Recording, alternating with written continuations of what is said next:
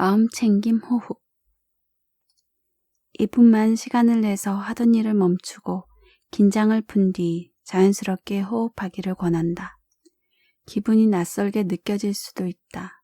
마음을 한가하게 두는 것은 바쁜 삶을 사는 대다수 현대인에게 큰 도전이다. 특히나 불안, 분노, 심지어 흥분처럼 강렬한 감정에 휩싸여 있을 때에는 더욱 그렇다. 인간의 뇌는 강렬한 감정을 느끼면 교감신경계를 활성화한다. 심장 박동수가 올라가고 감정에 따라 스트레스 호르몬과 엔돌핀이 분비되며 도망치거나 그 자리에 얼어붙게 된다. 마음챙김 호흡은 심장 박동수를 감소함으로써 스트레스 반응 체계에 브레이크를 걸어준다. 코를 통한 깊은 호흡이 도움이 된다. 입을 통한 호흡은 빠르고 얕기 때문에 스트레스 반응 체계를 재활성화할 수 있다. 그리고 호흡하는 동안 숫자를 세거나 마음을 차분하게 하는 구절을 반복해 되뇌면 활성화된 뇌의 영역이 뇌 줄기에서 운동피질로 이동하면서 균형과 통제력이 회복된다. 호흡은 또한 부교감신경계를 활성화하고 교감신경계를 억제하여 자율신경계의 재설정을 돕는다. 마음챙김 호흡을 할 때 가부좌를 틀고 앉거나 특별한 기술을 사용할 필요는 없다. 하지만 앉든 서든 바른 자세를 취하는 건 중요하다. 마음챙김 호흡은 어디서든 할 수 있다. 집, 학교, 직장, 심지어 잠자리에 들어서도 할 수 있다. 최고의 방법은 꾸준히 조금씩 마음챙김 호흡을 하는 습관을 쌓는 것이다. 우선 일주일에 2-3번 몇 분간 앉아 마음챙긴 호흡을 하는 것으로 시작하자. 어느 정도 익숙해지면 매일 5에서 10분, 15분으로 늘려간다. 그러다 보면 언제든 필요할 때 강렬한 감정을 가라앉힐 수 있게 된다. 다음은 마음챙김 호흡 실행법이다. 핸드폰 등 방해되는 물건을 치운다. 편안한 자세를 잡는다.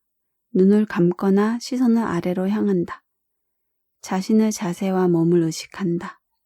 숨이 오르내리는 자리에 손을 얹어도 좋지만 반드시 그럴 필요는 없다.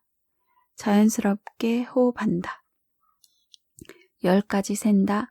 하나에 들이마시고 내뱉고 들이마시고 내뱉는 식으로 10가지 세기를 반복한다. 한 구절을 반복하며 호흡하는 방법도 있다. 20여 년 전 내가 가장 좋아하는 명상 지도자 틱나탄 스님에게 배운 것이다. 방법은 간단하다. 숨을 들이마실 때는 안으로, 내쉴 때는 밖으로라고 말한다. 깊게, 천천히, 고요, 편안, 웃음, 내려놓음을 반복할 수도 있다. 특히 마음이 어수선해서 잠들기 힘든 밤에 도움이 된다. 마음이 산란해지면 다시 호흡으로 주의를 돌리라.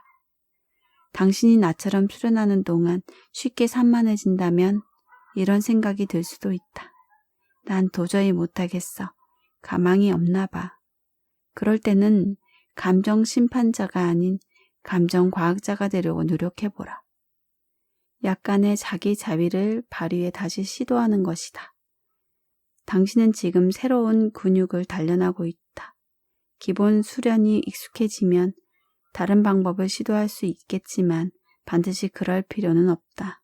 나는 몇 년 동안 이 기본 수련을 고수하고 있다.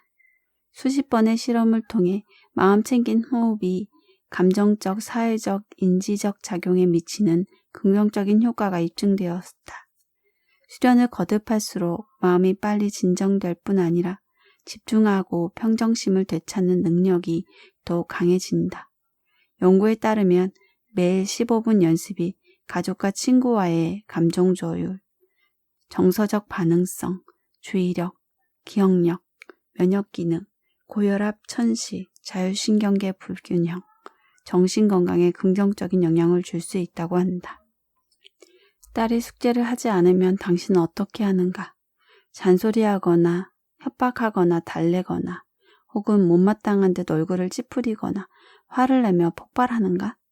아니면 깊게 호흡하고 최고의 자아를 떠올리며 아이에게 가장 효과적인 전략을 생각하고 침착하게 행동하는가? 메탑 모먼트 연습을 시작할 수 있도록 각 단계를 소개한다. 1. 변화를 감지하라. 당신은 동요했거나 허를 찔렸거나 나중에 후회할 만한 말이나 행동을 하고 싶은 충동을 느끼고 있다. 그럴 때는 심리적으로나 신체적으로 혹은 양쪽에 모두 변화가 나타날 것이다. 2. 그만두거나 멈추라. 반응하기 전에 약간의 여지를 두라. 뒤로 물러나 호흡하라. 호흡을 반복하자. 3. 최고의 자아를 떠올리라. 최고의 자아를 상상해보라. 이를 생생히 구체적으로 그려낼 형용사나 이미지를 생각하라. 평판을 생각할 수도 있다. 다른 사람들에게 어떻게 보였으면 하는지, 어떤 평가를 듣고 싶은지, 어떤 경험을 하고 싶은지 상상하라. 당신이 존경하는 사람이 보고 있다면 어떻게 행동하겠는가? 전략을 세우고 행동하라. 지금까지 배운 기술, 예를 들어 긍정적인 자기 대화나 재구조화를 활용해 자극받은 자아와 새로 등장하는 최고의 자아 사이의 격차를 좁힐 수 있는 길을 선택하라. 이 부분은 항상 마지막 단계이다. 신체가 건강해야 감정도 건강해진다. 우리가 고려해야 할 조절하기의 마지막 측면이 있다. 감정 조절하기는 지적 능력을 요구한다. 자동으로 튀어나오지만 도움이 되지 않는 전략을 의도적이며 도움이 되는 전략으로 전환하려면 힘이 많이 든다. 식습관, 운동, 수면처럼 겉보기에는 무관한 요소의 영향을 받는다. 영양 부족 상태에서는 정신도 제대로 기능하지 못한다.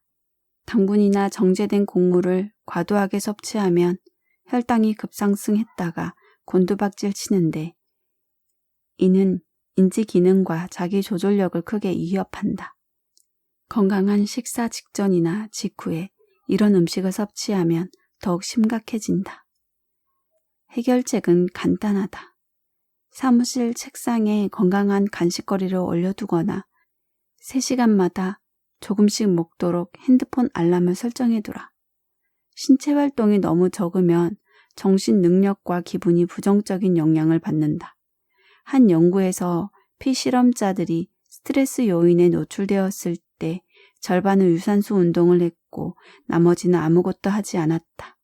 그 결과 운동한 집단의 부정적인 감정이 그러지 않았던 집단보다 두드러지게 낮았다.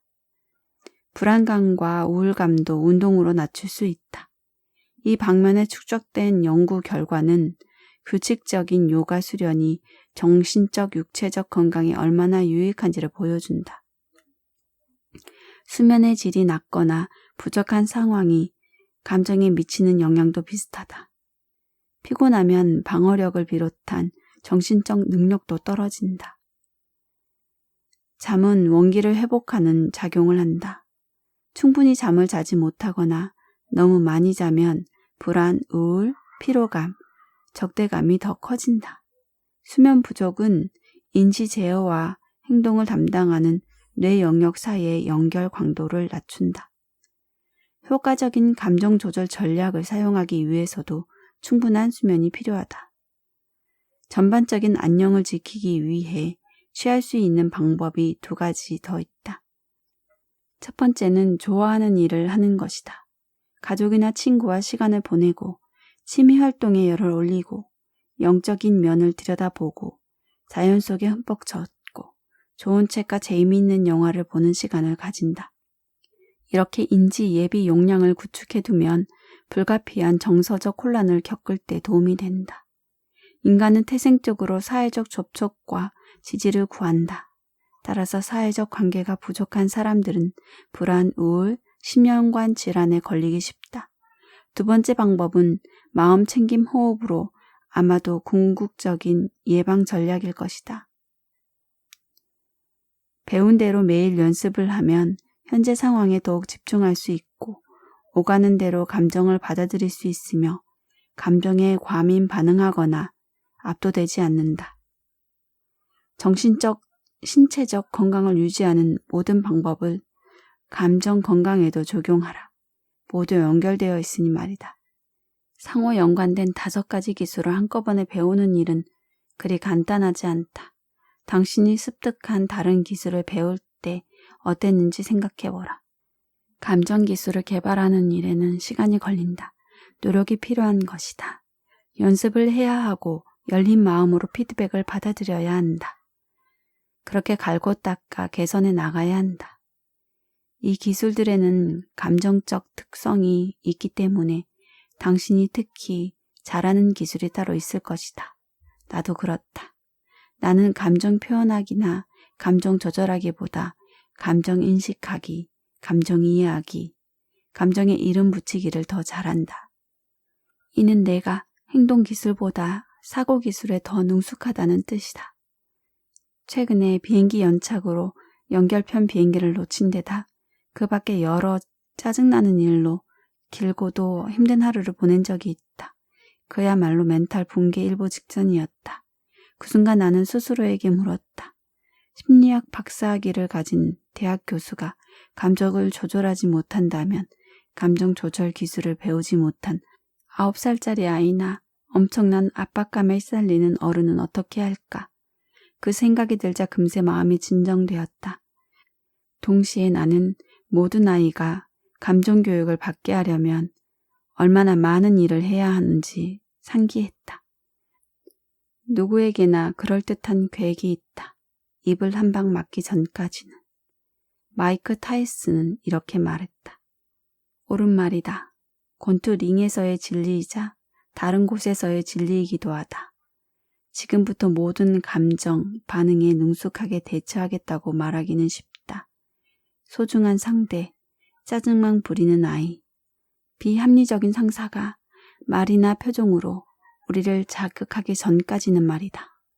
막상 이런 일이 벌어지면 지금껏 배운 기술들을 까맣게 잊고 만다. 감정을 자유롭게 표현하도록 허용하면서 동시에 실패해도 괜찮다는 여지를 자신에게 줘야 한다. 실패한 뒤에는 다시 시도하면 된다. 한두 번 깊게 호흡하고 최고의 자아를 떠올리고 첫 단계부터 다시 시작하자. 그런 순간에는 다른 사람에게 하듯 자신을 용서하는 용기도 필요하다. 용기란 시도했던 모든 방법이 실패했을 때 전문적인 도움을 구한다는 의미이기도 하다. 우리는 최고 자아에 가까워지기 위해 끊임없이 노력해야 한다. 그럴 만한 가치가 충분하다. 건강, 의사결정 능력, 인간관계는 물론이고 모든 것이 더 좋아지지 않는가. 물론 다른 사람들이 여전히 낡고 잘못된 감정규칙에 얽매여 있다면 내가 아무리 감정 능력에 통달했어도 큰 도움이 되지 않을 것이다. 수십 년 전 마빈 삼촌과 내가 발견했듯이 학생들에게 이 기술을 가르치기 충분한 분위기가 아직 조성되지 않았다. 교육 여건을 갖추려면 교사들이 감정과학자가 되어야 하고 부모 또한 마찬가지이다. 나아가 고용주와 직장 동료를 비롯해 그들의 삶에 영향을 미치는 그 밖의 모든 사람도 감정과학자가 되어야 한다.